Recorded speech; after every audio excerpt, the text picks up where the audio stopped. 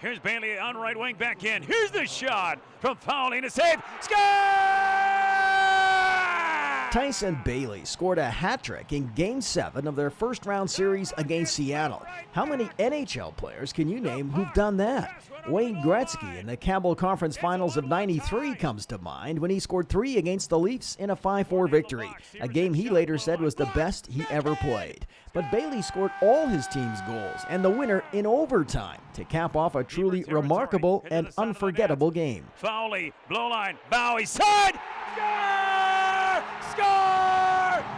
It's overtime! Ecstasy! Tyson Baillie! Tyson Baillie! Tyson Baillie! It's pretty special when I come to think of it, especially when we were down 3-0 in that series and coming back to win it, and then they scored with 7 seconds left to tie the game 2-2, and it's kind of heartbreaking. Then just scoring that goal 5 minutes into overtime was just pretty crazy, especially the atmosphere and the crowd that we had that game.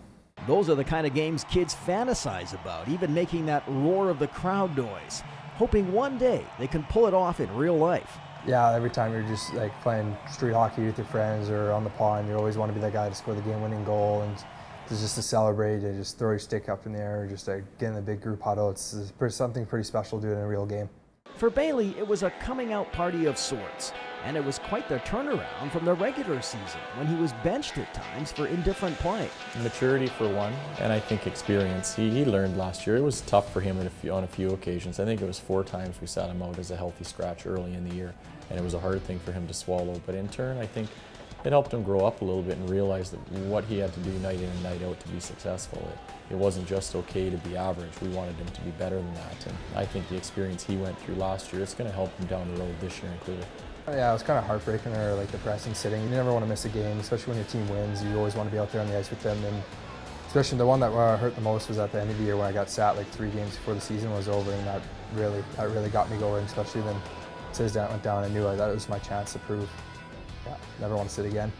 With Colton Sissons now in the pros, Baillie's expected to produce, and so far he has, picking up right where he left off.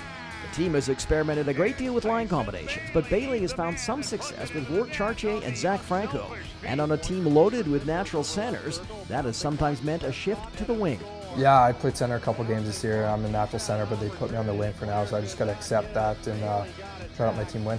Baillie is eligible for this summer's NHL draft, but he's not listed as a player to watch by Central Scouting in their preliminary rankings. He isn't necessarily fleet of foot nor big at 5'10", but he does have character and plays with an edge, the kind of player that isn't afraid to go to the dirty areas and is difficult to play against. Being a smaller guy, you have to. You can't be scared and you can't be shying away from the play, so you got to play extra tough and no back down attitude.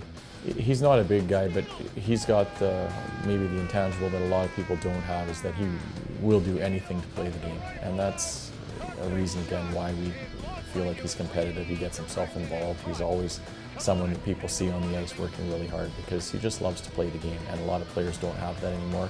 And I think because of that trait or characteristic, he'll get a chance to play. Well, personal stats are great and all, but bottom line, they want to know if you can win and be part of a winning team. So that's the biggest thing I'm worried about this year is winning.